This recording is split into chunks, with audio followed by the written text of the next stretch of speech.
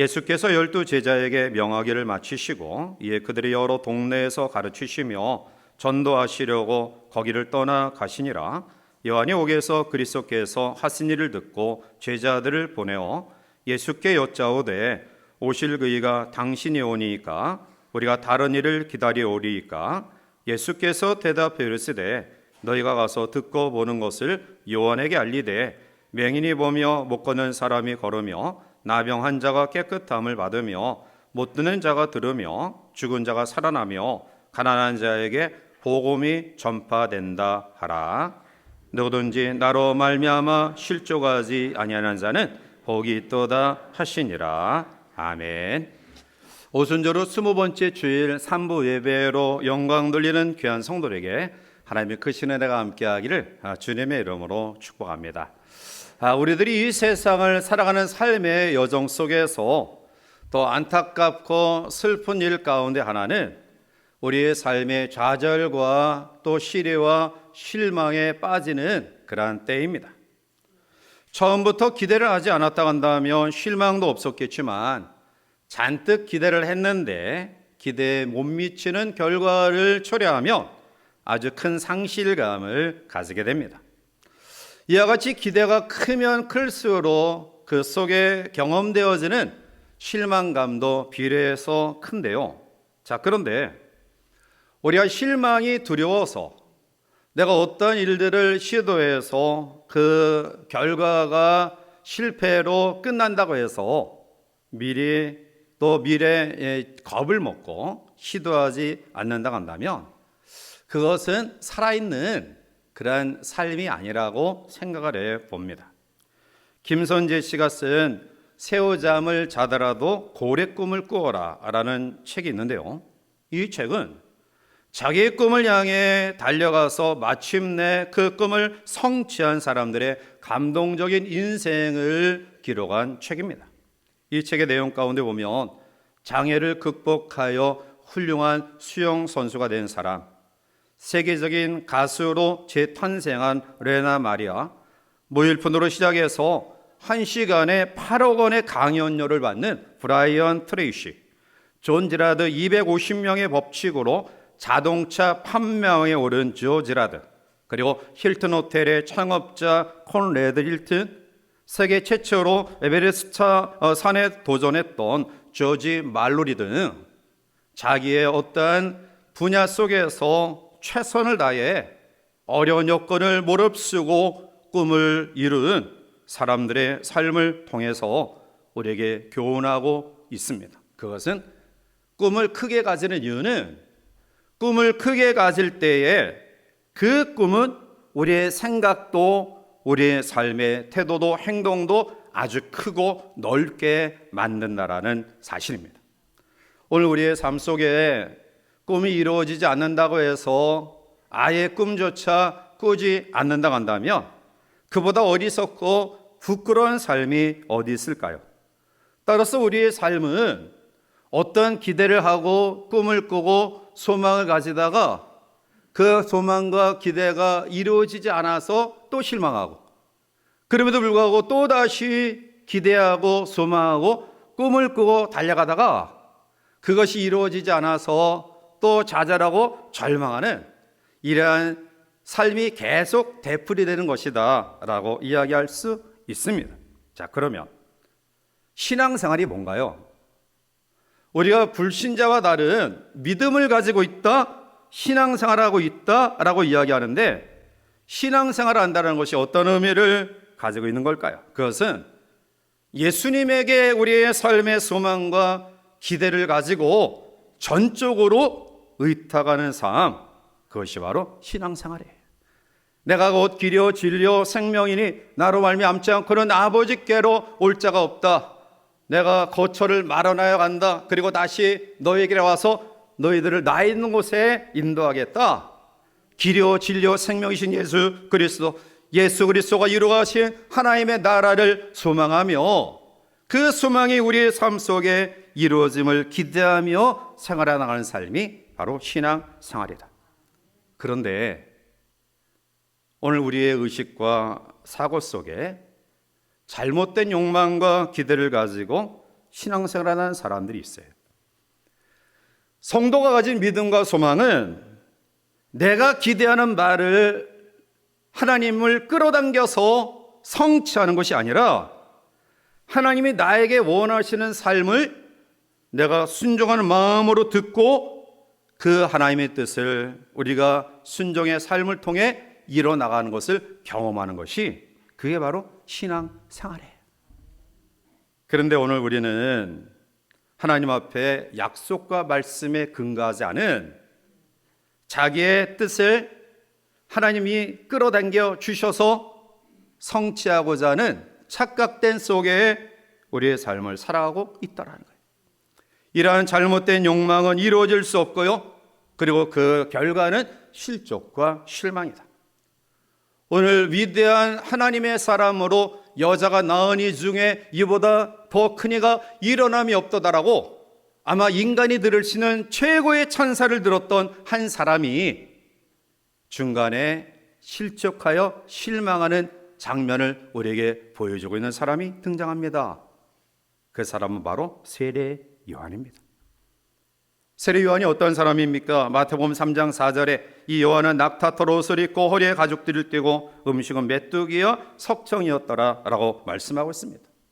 세례 요한은 제사장의 아들이에요. 다시 말하면 그 당시에 제사장의 그 아들이라고 한다면 그 아버지가 가지고 있는 권한과 명예와 부와 세상에서 존경받는 모든 것들을 그대로 이어받을 수 있는 자격과 특권을 가진 사람이에요. 그런데 그가 그것을 다 내어버리고 광야에 가서 서민들이 입는 옷을 입고 서민들이 먹는 음식을 먹으면서 어려운 광야 야인 생활을 합니다. 그뿐만이 아니죠. 마태복음 3장 7절에 보면 요한이 많은 바리새인들과 사두개인들이 세례 베푸는 데로 오는 것을 보고 이르되 독사의 자식들아 누가 너희를 가르쳐 임박한 진노를 피하라 하더냐.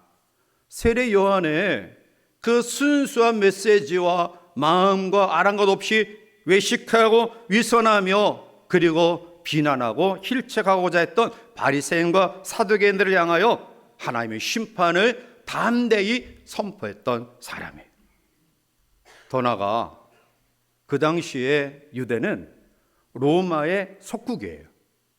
로마의 명을 받아 유대 지역을 다스리던 왕이 헤롯 안티파스라는 왕이에요. 이 왕은 아주 사악하고 포악한 사람입니다. 심지어 도덕적으로 굉장히 부도덕한 사람이에요. 자기의 이복 동생 빌립의 아내를 자기의 아내로 가로챌 정도로 부도덕한 사람이에요. 이 사람의 사악함과 부도덕한 그런 모습들을 많은 사람들이 보면서 분노해요. 그런데 감히 이야기하지 못합니다. 왜냐하면 유대 지역을 다스리는 왕입니다. 권력을 가진 사람입니다. 아무도 이 불의에 대해 항거하지 못할 때 요한은 과감하게 헤롯 궁궐을 향하여 동생의 아내를 빼앗는 것은 불륜의 죄다 책망하고 선포하다가 헤롯의 미움을 받아 사해 동쪽의 마키루스 성의 좁은 지하 감옥에 가둠을 당합니다. 누구든 옥중 생활이 쉽진 않겠죠. 그러나 세례 요한은 더 힘들어요. 왜냐하면 그는 야인 생활을 했던 사람입니다. 널따란 대지, 광활한 대지를 마음껏 뛰어다니면서 하나님의 말씀을 과감히 담대히 선포했던 자유로운 인생이에요.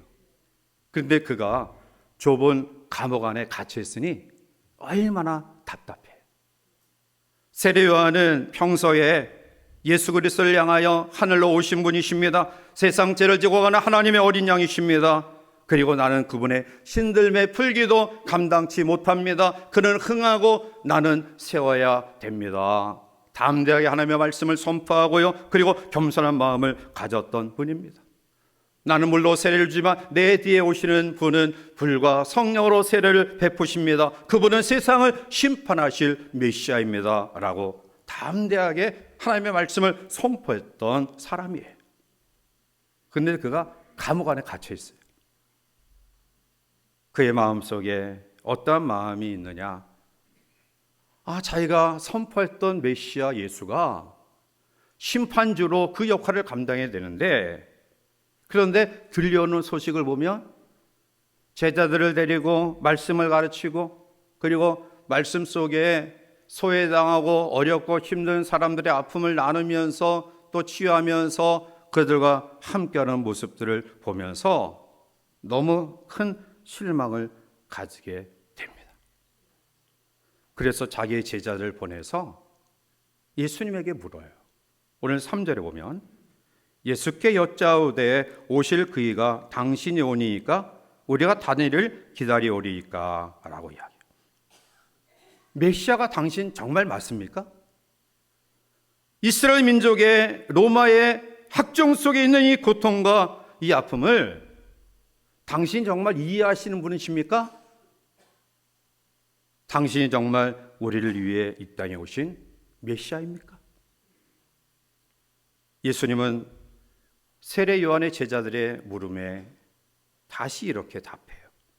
오늘 본문 6절 말씀 가운데 보면 누구든지 나로 말미암아 실족하지 아니하는 자는 복이 있도다 하시니라. 예수님 때문에 실족하지 않는 자가 복이 있다는 거예요. 예수님 때문에 실망하지 않는 자가 복이 있다는 겁니다. 이 말씀은 지금 세례 요한과 그리고 그의 제자들이 예수님 때문에 실망하고 있다라는 거예요. 예수님 때문에 지금 실족하고 있다라는 겁니다. 위대한 하나님의 사람 말라기 이후에 400년 동안 하나님의 묵시와 계시가 나타나지 않고요, 선지자가 끊어진 그 암흑의 시대를 꿰뚫고 400년 만에 혜성같이 나타나 하나님의 메시지를 담대히 선포하고 하나님의 묵시와 하나님의 말씀을 선포했던 선지자 중에 선지자, 가장 위대한 선지자 세례 요한이 예수님 때문에 실망하고 있다라는 거예요. 예수님 때문에 실족하고 있다라는 거예요. 왜 그럴까요? 그 위대한 사람 세례 요한이 왜 지금 실족하고 실망하고 있습니까? 그것은 우리도 이러한 실족과 실망의 시험과 유혹을 얼마든지 경험할 수 있다라는 거예요. 그래서 오늘 저는 말씀 속에 세례 요한이 실족당하고 또 실망했던 이 삶을 다시 한번 우리들이 되돌아보며 교훈받으면서 우리는 실족하지 말고요, 실망하지 말고요, 바울처럼 마지막까지 우리의 경주의 삶을 잘 달려가는 성도들이 되시기를 바라면서 세례 요한의 실족의 원인은 하나님의 방법을 받아들이지 못했어요. 우리가 신앙생활에 나가면서 실족하게 된 원인 가운데 하나는 하나님에 대한 지식, 말씀에 대한 지식이 불충분해서 그래요. 하나님에 관하여, 예수님에 관하여, 말씀에 관하여 우리가 부분적으로 받아들이고 부분적으로 해석하니까 실망하는 거예요. 세례 요한은 어떤 마음을 가졌느냐? 메시아가 오면 권능을 행하고요, 능력을 베풀고요, 그리고 로마의 압제에서 이스라엘 백성을 해방시킬 메시아로 기대합니다. 그런데 감옥 안에서 들려오는 소식은 개혁자, 그리고 로마 압정에서 이스라엘 민족을 해방할 심판주로 전혀 보이지 않아요. 오히려 연약한 사람들과 함께 다니면서 그 아픈 사람들, 그 연약한 사람들, 소외당 사람들과 함께 아픔을 나누면서 그들을 위로하면서 그들을 치유하니, 아니 언제 로마의 권력의 핵심 부에 들어가서 그들을 장악하고 그리고 이스라엘을 해방시켜 주겠느냐, 마음의 의구심과 회의를 가지게 된 거예요. 개혁자의 모습, 심판주의 모습이 전혀 보이지 않아요. 그래서 감옥 안에 있었던 요한이 혼돈이 생긴 거예요. 오늘 우리도 세례 요한처럼 하나님, 예수 그리스도, 그리고 말씀에 대한 완전한 이해가 없이 내가 편협적으로 부분적으로 경험했던 예수, 경험했던 말씀, 이것이 내 삶 속에 그대로 이루어지면 하나님이 계시고, 그렇지 않으면 의심하는 마음, 이게 오늘 우리가 실족하게 되는 원인이에요. 예수님의 제자들의 대부분이 이러한 잘못된 생각을 가지고 주님을 따라다녔어요. 그래서 주님이 십자가에 어이없이 죽자 모두가 도망가 버려요. 예수님을 부인하고 배반합니다. 누가복음에 보면 엠마오로 두 제자가 낙향해요. 그들도 동일한 마음을 가지고 있었어요. 메시아가 로마 압정에서 이스라엘 민족을 해방할 메시아가 죽었다. 그래서 실망한 거예요. 누가복음 24장 26절을 보면 그리스도가 이런 고난을 받고 자기의 영광에 들어가야 할 것이 아니냐 하시고 라고 말해요. 오늘 제자들과 오늘 우리들은 고난의 과정을 거치고 영광과 승리를 소망하며 그것을 앙망하는 믿음이 아니라 영광, 승리 그것만을 추구해요. 케르케고르가 기독교인들은 너무 양심이 없다. 왜냐하면 십자가에 돌아가신 예수님을 믿는다고 하면서도 자신들은 어려움이 없이 고통 없이 잘 살려고만 한다. 오늘 우리 자신이 양심 없는 크리스천은 아닙니까? 예수님이 공생애를 시작하면서 마귀의 시험을 받아요.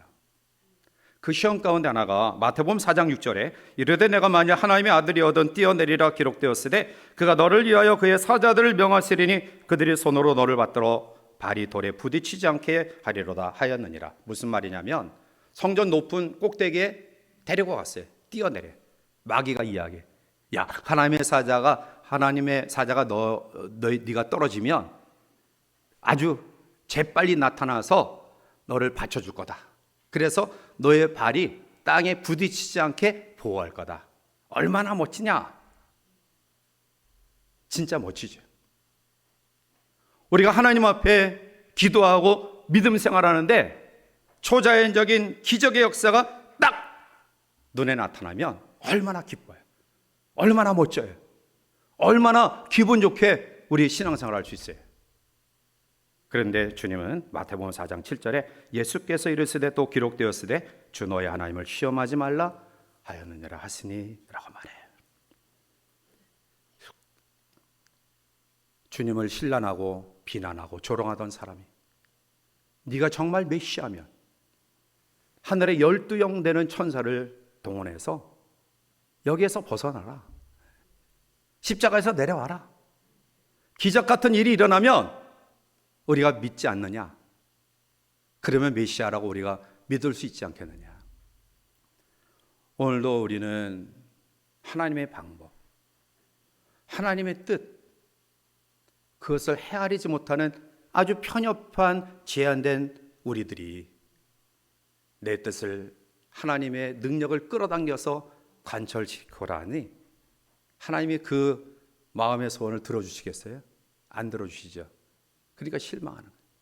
절망하는 거예요. 오늘 세례요한의 절망이 실족이 우리 가운데 있지 않기를 주님의 이름으로 축복합니다.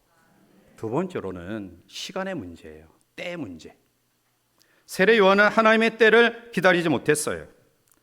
그는 예수 그리스도를 메시아로 선포했던 정말 기나긴 400년의 암흑 기간을 뚫고 하나님의 계시를 받아서 메시아 내 뒤에 오실 예수 그리스도를 예배하는 사명을 가지고 이 땅에 온 사람이에요. 그리고 그는 그 일을 잘 감당하는 과정 속에 있었어요. 그런데 어느 순간에 감옥 안에 갇히자 갑자기 이런 마음들이 혼란이 오기 시작한 거예요. 내가 전한 심판주 메시아, 개혁의 메시아, 고통당하는 이스라엘 민족을 해방시킬 메시아, 과연 예수가 그 심판주가 맞냐? 더욱이 감옥 안에 갇혔는데 자기를 위해서 그렇게 헌신하고 충성했던, 자기보다 앞서 6개월 먼저 와서 그 길을 예배했던 자기를 모른 채 하고 있어요. 적어도 어떠한 사랑과 긍휼의 마음이 있으면 감옥 안에 방문해서 야, 힘내라. 자네가 기대하고 계획하고 이루고자 할 일들을 이제 이룰 수 있는 날이 올 거야. 이렇게 용기 주고 위로 주면 얼마나 좋아요. 그런데 아랑곳하잖아요. 내몰라 다윗이 대적들의 그 핍박과 조롱 속에 수없이 이렇게 절규해. 시편 13편 1절과 2절에 여호와여 어느 때까지니까 나를 영원히 잊으시나이까 주의 얼굴을 나에게서 어느 때까지 숨기시겠나이까 나 영원히 번민하고 종일토록 마음에 근심하기를 어느 때까지 하오며 내 원수가 나를 치며 자랑하기를 어느 때까지 하리까. 원수들이 비난합니다. 비아냥거립니다. 네가 믿는 하나님이 살아계시냐? 네가 섬기는 하나님이 살아계시다고 한다면 네가 고통과 어려움 가운데 있는데 왜 아랑곳하지 않냐고 아무런 기적과 능력을 베풀어 주지 않느냐? 헛된 신 믿고 있지 않느냐? 다윗을 대적하는 사람들이 끊임없이 조롱하고 비난해요. 참을 수 없어요. 육신적인 고통도 참 어렵지만 이 비아냥거리고 비난하고 조롱하는 원수들과 대적들의 그 외침이 참 참기 어려운 거예요. 그래서 한때 실족하고 또 마음속에 실망을 다윗도 가져요. 오늘 세례 요한이 그러한 상태에 있어요. 예수님이 사랑하던 가정 베다니의 나사로, 마르다, 마리아 세 남매가 주님을 잘 섬기며 살았어요. 그런데 그 가정에 하루는 어려움을 경험하죠. 오라비 나사로가 죽게 돼요. 재빨리 평소에 아름다운 관계를 가졌던 예수님에게 빨리 와서 우리를 도와주세요 라고 요청해요. 그런데 주님이 지체하십니다. 오는 것을 지체하셔서 결국 나사로가 죽게 돼요. 그리고 조금 늦은 시간에 이 가정을 방문합니다. 마르다가 이야기해요. 요한복음 11장 21절에 마르다가 예수께 여짜오되 주께서 여기 계셨더라면 내 오라버니가 죽지 아니하였겠나이다. 왜 왔느냐는 거예요. 이제 소용없다는 거예요. 당신 와도 죽었는데, 내 오라비가 죽었는데 왜 왔습니까? 소용없습니다. 지금 진작 오시지.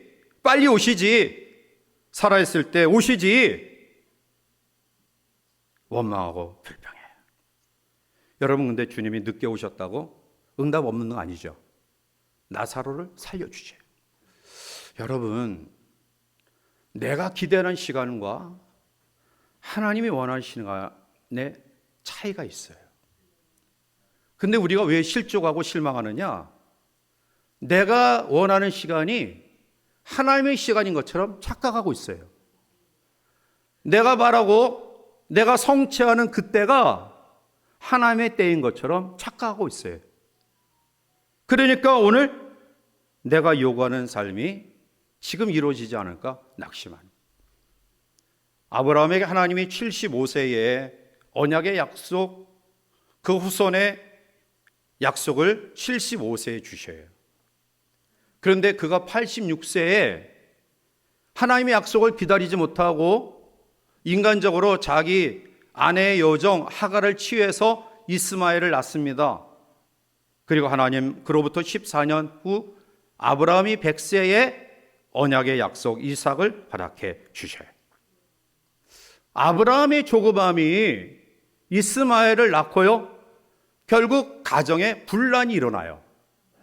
더 나아가 지금 민족 간의 분란의 씨앗이 바로 아브라함의 조급함 때문에 나타나는 결과임을 우리는 기억해야 합니다. 요즘 우리는 너무 빨리빨리 시대에 살아가고 있는 것 같아요. 문화가 그렇게 바뀌고 있어요. 편의점, 각종 패스트푸드점은 아마 세계에서 가장 앞장서 갈 거예요. 먹고 싶은 것 1, 2분 안에 뚝딱 하면 나요. 옛날 우리 어머니들 또 우리 가족들은 뭐 명절날 또 아니면은 어떠한 때에 음식 만들기 위해서 전날 장을 보고 그 음식을 만들기 위해서 반나절을 수고하고 애쓰고 조리고 또 볶고 지지고 볶고 하다가 음식이 나오잖아요. 요즘에는 먹고 싶은 음식 1, 2분 안에 다 먹을 수 있어요. 이러한 문화가 우리의 신앙까지도 사실은 조급함을 가지게 한 결과라고 생각해봐요. 전도서 3장 1절과 2절에 범사의 기한이 있고 천하만사가 다 때가 있나니 날 때가 있고 죽을 때가 있으며 심을 때가 있고 심은 것을 뽑을 때가 있으며. 우리가 실족하지 않는 비결이 뭔가요? 하나님의 때를 기다릴 줄 아는 인내 마음이에요. 성경은 하나님 앞에 소망 가운데 인내하는 자에게 주시는 축복의 말씀이에요. 내 뜻을 하나님의 생각과 권한을 끌어당겨서 성취하는 게 신앙생활이 아닙니다. 오늘 우리의 모든 성도들 마음속에 하나님, 내 생각과 내 계획은, 내 뜻은 이런데, 그러나 더 넓은, 더 원대한 하나님의 뜻을 이 시간 묻기를 원합니다. 이런 마음을 가지고 주 앞에 나온 거 아니에요? 우리가 그런 마음으로 하나님께 예배하는 거 아닙니까?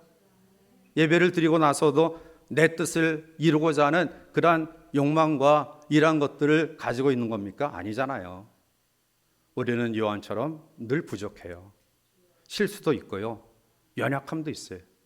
그러나 순간순간 하나님 앞에 우리의 실수를 돌이키면서 하나님의 뜻에 내 뜻을 복종시키는 믿음이 바로 오늘 우리들 가운데 있어야 되지 않을까요? 다윗은 시편 여러 곳에서 여호와를 잠잠히 기다리라, 여호와를 잠잠히 기다리라 간곡히 말씀하고 있고요. 그가 이러한 믿음으로 하나님 앞에 그 수많은 위협 가운데서 이스라엘의 2대 왕으로 등극하고요, 이스라엘 역사상 가장 위대한 왕으로 오늘도 존경받고 있습니다. 마지막 세 번째로 요한의 실족의 원인은 사명의식의 결여예요. 감옥 안에서 고생하던 요한의 마음은 빨리 자기가 이곳에서 나가서 감옥 안에 들어오기 전처럼 담대하게 하나님의 말씀을 선포하고 그리고 외치는 그러한 소망을 가지고 있었어요. 사실 사도행전의 말씀 가운데 오면 옥문이 열려지는 역사가 여러 번 나타나요. 베드로도 하나님의 초자연적 역사 속에 감옥 안에서 나왔죠. 바울과 실라도 하나님의 초자연적 역사 속에 옥문이 열리면서 감옥 안에서 나오는 기적을 경험해요. 그런데 이와 반해 야고보는 목이 베어 순교당합니다. 스데반은 돌에 맞아 죽습니다.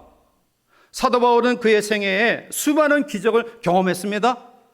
정말 모든 사람들이 이제 죽었다, 자기의 친구들까지 사도 바울이 이제 가망 없다라고 성 밖에 내다버릴 정도로 그러한 지경까지 경험했던 그가 그 순간순간마다 살아나요. 그런데 마지막 로마 감옥에서 죽습니다. 어떻게 해석해야 될까요? 예수님을 이 땅에 있게 하신 마리아 처녀로 잉태합니다. 그 당시에 율법에 의하면 결혼하지 않은 여자가 임신하면 돌에 맞아 죽게 돼 있어요.